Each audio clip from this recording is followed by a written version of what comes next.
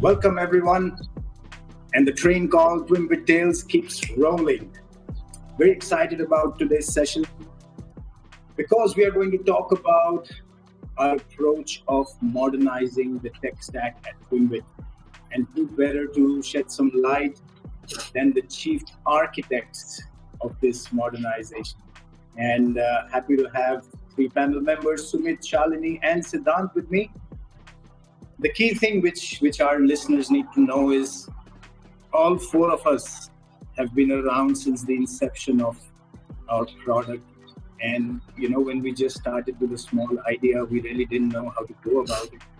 And it is through the efforts and the smarts of these folks right here that we have arrived to our current reality. So I'm going to try to dig a little bit in their minds and see what kind of pearls of wisdoms they can lay out for us in terms of our tech approach.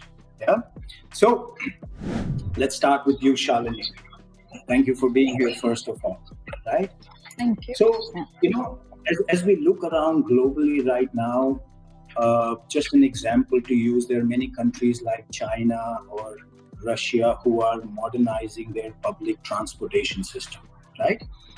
But the interesting thing is to find out that each of these countries have basic fundamental principles that they anchor this change towards, right? For some countries, they want to base it on convenience. Some want to base it on affordability. Some want to base it on long-term sustainability of environment. But, the guiding lights and factors are different for different countries. Similarly, overall, for Twimbit's technology approach, what are some of those guiding principles which we are following? Okay, it's a good question. So we focus on three fundamental principles in Twimbit, basically. So the first principle that we focus is for sure speed. Any site that we see, if the speed is not there, if it's even a delay, we just move on from that site. So first fundamental that we focus on Twimbit is speed.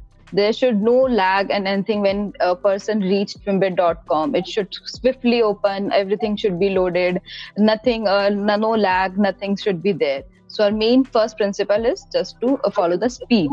Next is the flexibility. Flexibility in the sense whenever any feature is being released, there should not be a feel in the platform that this is something a different part. Everything should be synced and flexible on the platform. Okay, any new feature comes up, it swiftly everyone can start using it. Anything that is it should feel like that it's from the starting. It's flexible. All the features are flexible. It's no issue in the platform. And the third part is the scaling. Scaling part is that our like Twimbit.com, if we go on the back, how we started before even doing React and everything, how it was, and now how we are scaling, and now we have reached in aggregating. So how this transition is going, now we are going for next stage. So there should be a scaling in the platform. There should be a smooth transition in the scaling, from even if we change a new language and something, programming language, there should not be an issue in the platform. So the scaling is very important in the platform for both the users and the developers side. Okay, very good. I like the opinion that everything has to be seamless, it has to be agile, it has to be set up in a way that any kind of change, any kind of transformation is easy to achieve, right? Good. And Sumit, we are in the midst of bringing one such change to our stack, right? Where we are, at least in principle, we've agreed on moving from React to Next.js. And you have been at the forefront of both of these technologies, right? You are the one who spearheaded React also for us. And now you help us move to Next.js. So what does this change really entail? Let's look at it from a developer standpoint first. What does it mean really to make this change? Okay, so when we started off 1.5 years ago, when we started off housing our code in our repository, we started off with React. We chose React as our front-end library to make the UI, right? But the problem that we have majorly faced, because React is client-side, so we were facing a lot of server-side rendering issues, such as which will lead us to not having any kind of SEO, since React is only on the client side. So we came up with another solution. So we tried implementing AMP. So what we had to do at that time is we have to make the whole code in React, and Sid has to also regenerate the whole code in AMP as well. So which was creating a lot of problem for us because it had to recreate all the thing again and again, which I was doing already. So this was the major thing we chose next because it gives server-side rendering out of the box. So it's not a problem for us to worry about SEO and all the stuff. It provides us the image optimization out of the box. We can directly go and check out the library and import the few of the components that are already provided by Next.js. So that's how Next.js is very helpful for us. So that's why we are trying to transit from React to Next again. Okay. And so how, Siddhanth, what difference would it really make? How would it ease your life? Let's start with that. Sumit just talked about you had to recreate that code, on two ends earlier, right? How will it simplify that process for you and for other developers out there who might be looking at the same thing? So earlier, as Sumit said, we have to create different components for other languages. Like he's creating React, and I'm creating for PHP, and we also have to hire the developers who work on PHP as well as React. But we couldn't able to. People are leaving. Actually, it's funny to say, but people are actually leaving PHP behind and moving forward to React and Next.js. Technology is written in JS, JavaScript. So they are moving to those. So I think it will help to me. Like I don't have to create those components again, and it saves me a lot of time to concentrate on other part. So which earlier I wasn't able to contribute in other things. So it's right now helping me and also helping the efficient developers who are efficient in React, so they can write code and they don't have to write again and again. That's the theory behind the Next.js we are employing. I like it. Yep. Because anything which moves us away from having to redo anything, anything which helps us become more efficient, anything which helps us follow the principle of do it once and do it right. I think it's very, very exciting. Right? So what is this whole concept of Monorep, guys? Help me understand, that I'm not a tech fellow. I keep learning, from you guys all the time. What is Monorep all about? Okay, so I should take this question. So earlier we used to maintain a polyrepo structure. We can also say it a kind of multi-repo structure, where we had to maintain different repository, which was again we had to write CI/CD for different projects.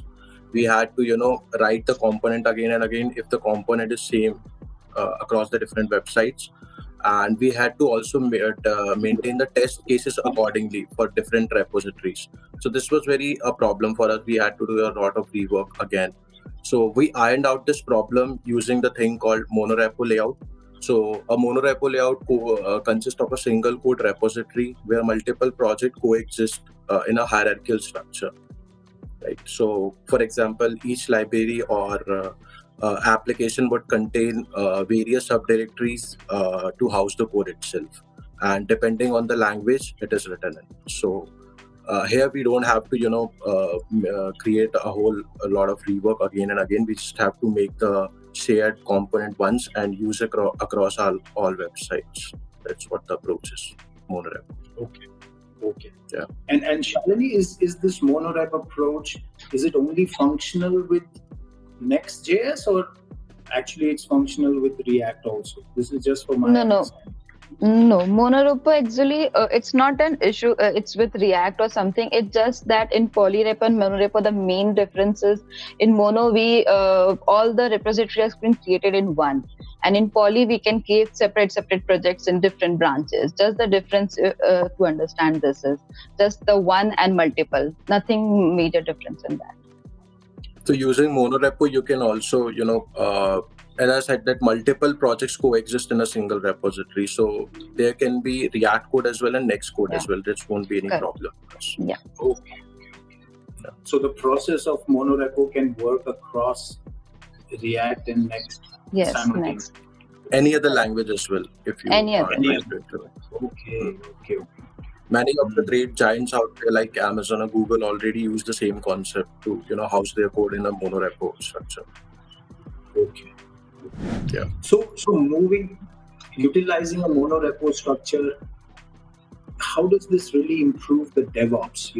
Do we foresee that it's going to reduce our time for DevOps? Is it going to reduce the number of bugs or fixes we have to do at a later stage?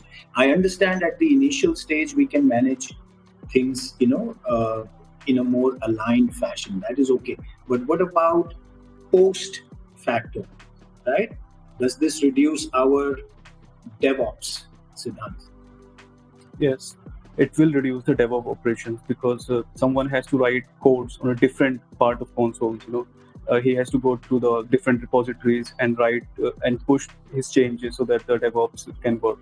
But what's happening right now is we are having only single repository, and the developers pushing their changes in different branches in a single repository, and that's why the code is deploying on the server. So it's definitely reducing the time. And also Monorepo also helps in component sharings, and you are having two applications in a same repository, and those applications can share each other's components. So it also saves the code, writing a lot of codes. It reduces the amount of code you write, and also helps in time and complexity in code, and a lot of things developers can find useful. Okay. And how does, and internally we are automating our CI/CD completely, right? As part of this entire modernizing process. What would you want to tell developers out there right now who are in that boat, where they're trying to decide, should I automate all my CI/CD, or how do I do it, or how do I not do it? People who are still in that decision-making process, what side would you recommend them to choose right now? What are the benefits of automating CI/CD? CI/CD, I think it's beneficial to say. Why not CI/CD will be beneficial to someone? He's just writing his code and they're just pushing a button and code is deploying. There is no middleman who is doing the deploying for you. So that's why it's cutting the time also, and a man between standing and he is pushing your code manually on the server. It also reduces, so this helps a lot of time and saves a lot of time, I must say. So all these approaches which we are imbibing, right? On one hand, moving to Next.js, automating our processes, the Monorepo.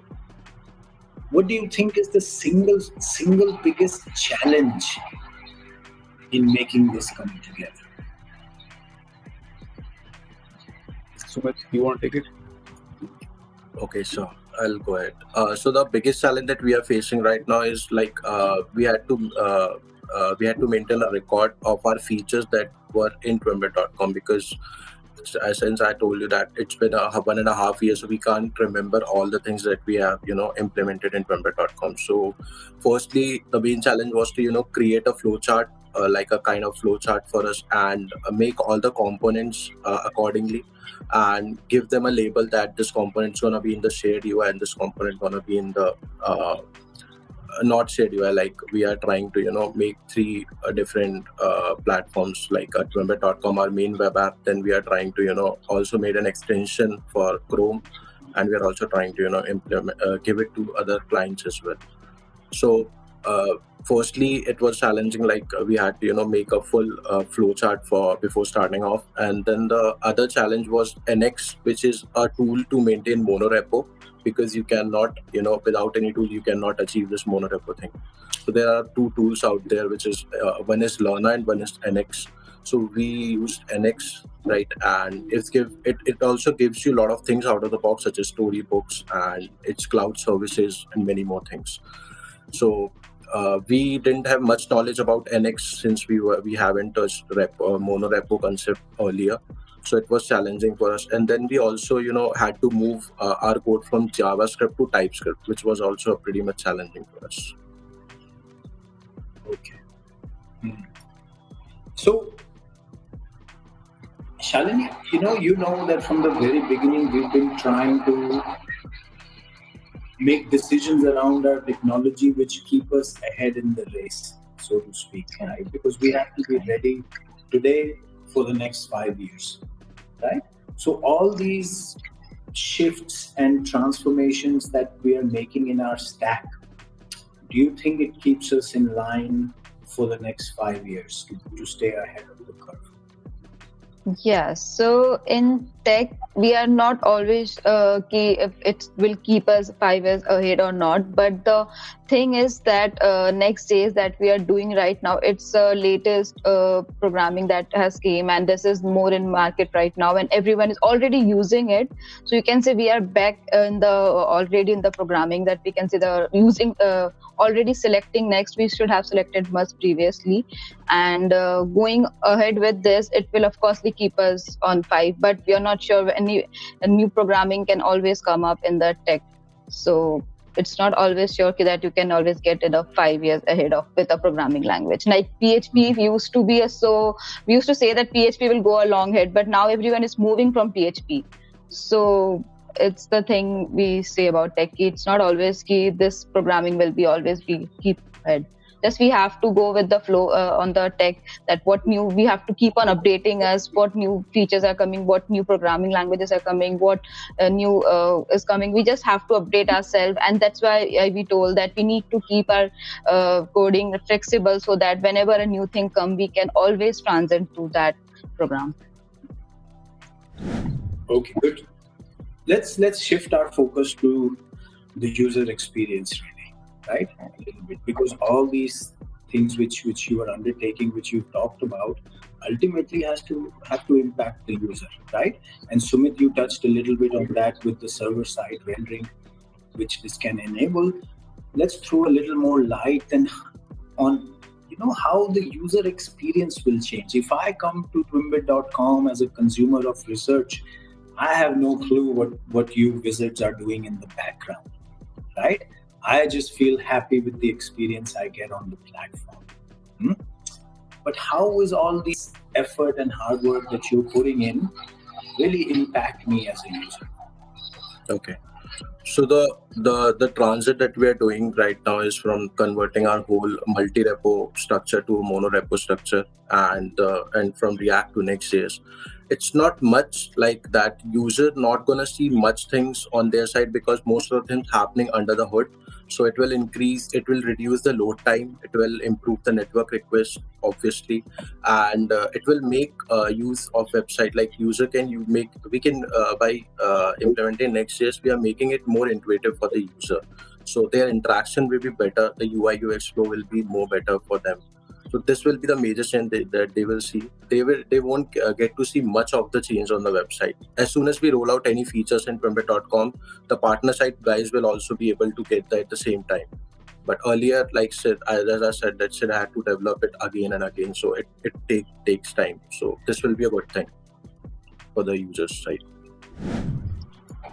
Can someone explain this whole concept of server side rendering versus the user rendering? How does this impact the SEO really? What will be exciting in this for the user with higher SEO rankings? How does this enable SEO? Okay, in server side, you can make the SEO, but in client side, you can't. And how?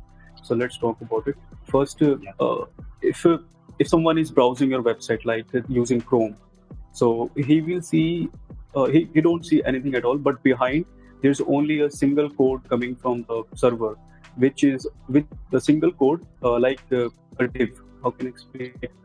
Like a tree in HTML, a single part of the tree.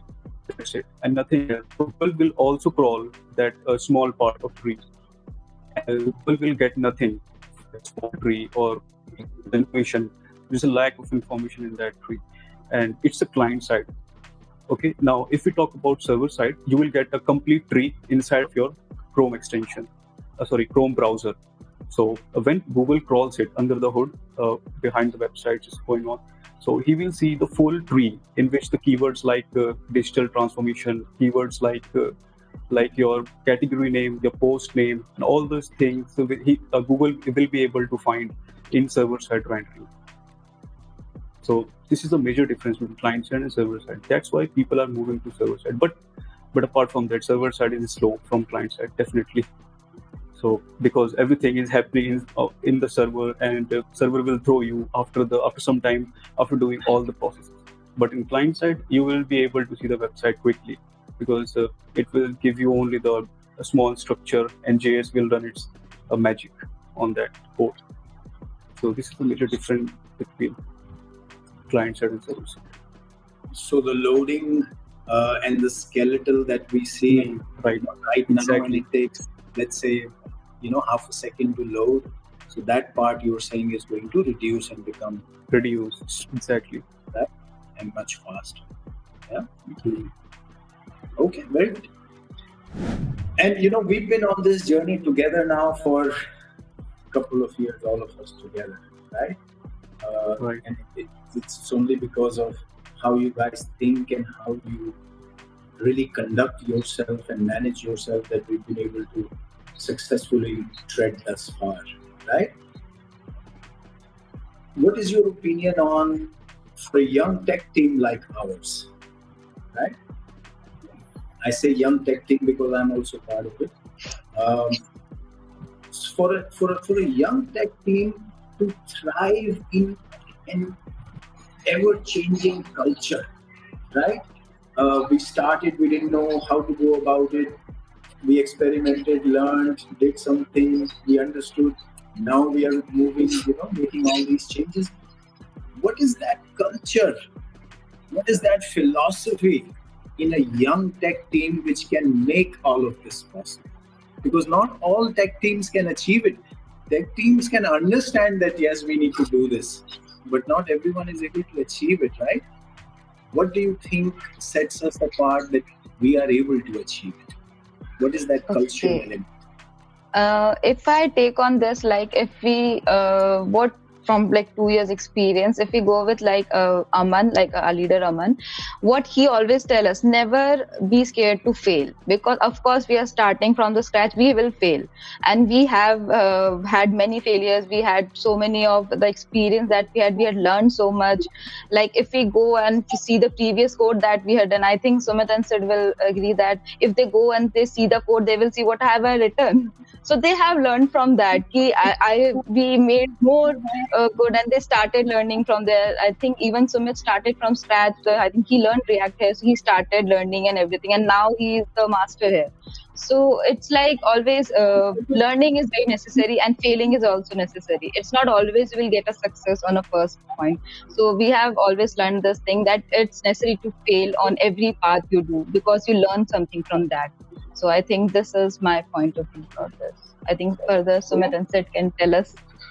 Yeah, I totally agree with Shalini. Like, you just, don't scared of failing. Just try out things that you are having in your plate. And the one thing that I want to suggest is go with the new tech, not with the, obsolete tech or the old tech that we are already having. Go with the alternate, which are already rolling out in the present, and which has more scope to, maintain it in the long-term support. So that would be my take for that. Yes, that's nice. I think those two already told everything. So what left for me? I think it's like trying and trying and trying. Every time you have faced, I think in time, suppose if I'm fixing a problem, I must definitely will find a bug, and it's going to haunt me nights and days.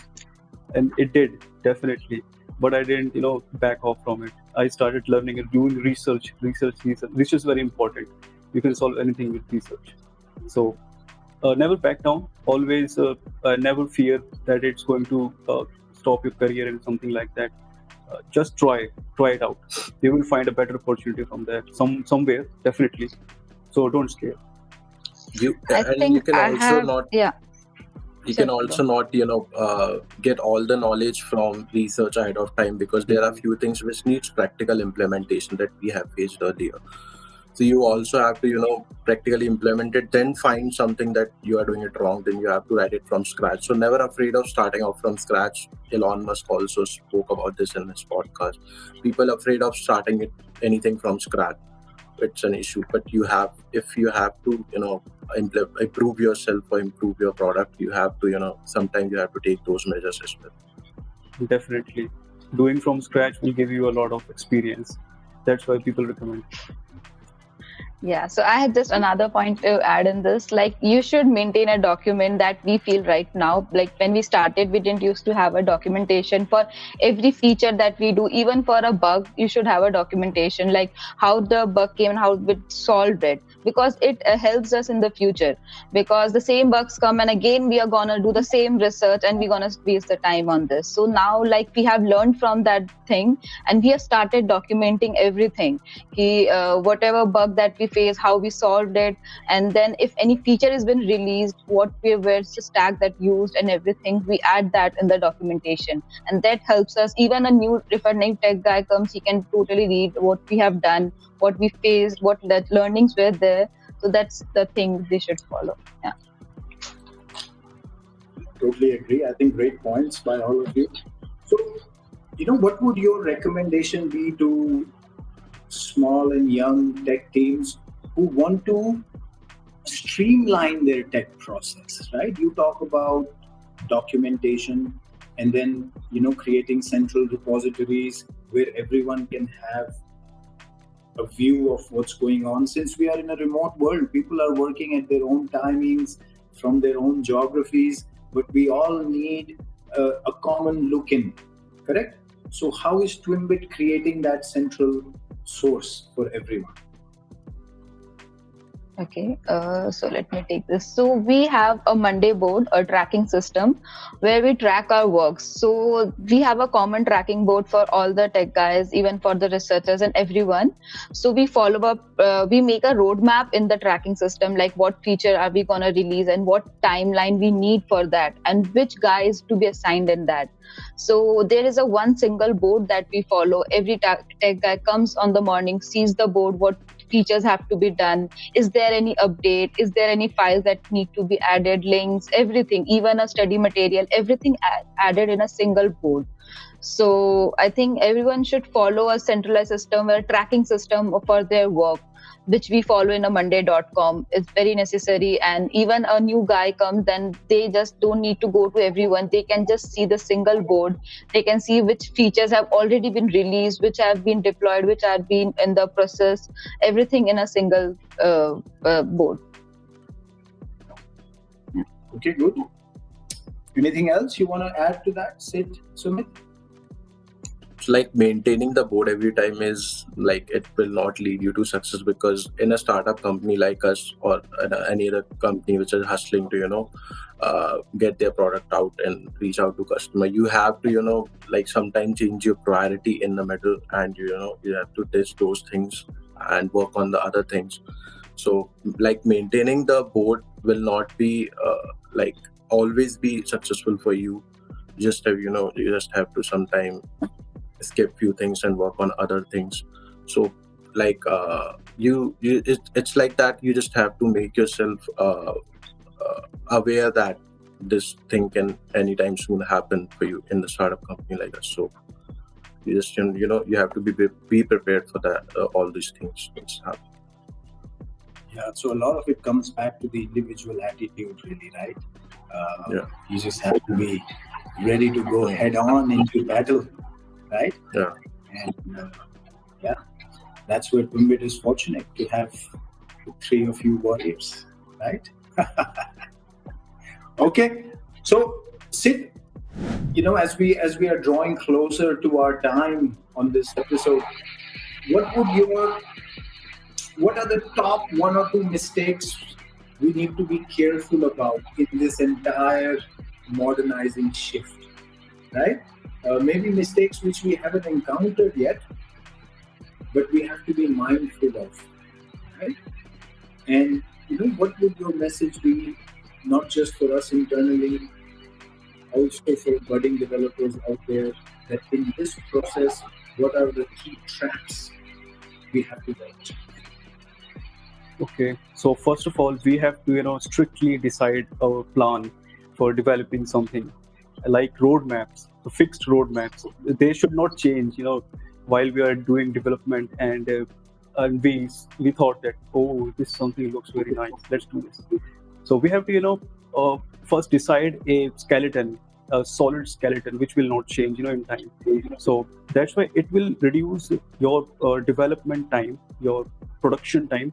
So you will be able to develop something in time, because if you are not changing anything in between, I'm not saying that things do not change. They change, because we cannot completely decide what is going to be built, what is going to come out of our efforts, from our efforts. So trying to make a skeleton strong as possible. As that's what I'm saying. Very good point. And I think where we have succeeded is in building those bridges with the business side of things, with with our research team, with the analysts, stepping into their shoes and understanding from their point of view and the consumer point of view both, and then looking at how technology can really fulfill that vision, right? So I think that we've done very well. Yeah, Sumit, what do you think? What is a mistake we have to watch out for? I don't think any kind of mistake that we are committing. Like, we learn from our mistakes, and human can never be like human is a. I don't think that anything is happening wrong from our side. We just have every day is a new learning, and as it said that just have a plan, a roadmap for where you have to reach. So I totally agree with him. But you also have to, as I said, that make changes in between also. Yeah, you cannot decide everything ahead of time. Exactly. Fair enough. Yeah, Shal, any mistake which you think we've discovered so far on this path, which we want to highlight for the outside world? I'm not sure if any mistake or something, but when we are moving to a new totally new programming next day, so the learning takes a time. So at that time you need to focus on totally, like, you need to make a demo for from the scratch, so that when you work on the live there are no mistakes. Like now other team is working, so they are facing some issues in TypeScripts and something, so now that issue comes up on the live projects, and that can take a time in the roadmap, and it can extend our productivity time a little bit. So main focus is, when we are learning, we need to do end-to-end process. That is very compulsory, so that if any mistakes, anything comes up, that can be solved on the first demo itself. So all the anything failures, anything SEO related, anything from end to end need to be done in the demo process, so that in the live we are confident and we don't miss our deadlines. Yeah. Awesome, guys. I appreciate your inputs, your thoughts. Anyone out there who's listening to us, any questions that you have around tech, around modernizing your stack, around the current problems that you're facing, please don't hesitate to get in touch with these three stalwarts, right? They're not just smart, they're also very friendly and very, very helpful. So we invite conversations, questions from anyone out there who's on a similar path, and may we all succeed together. So thank you guys for sparing your time. Thank you so much. This was a great discussion. Yeah. Thank you. It was great. Wonderful. Thank you. And then we shall connect again, everyone. Sure. Yeah. Okay. Okay. Bye-bye.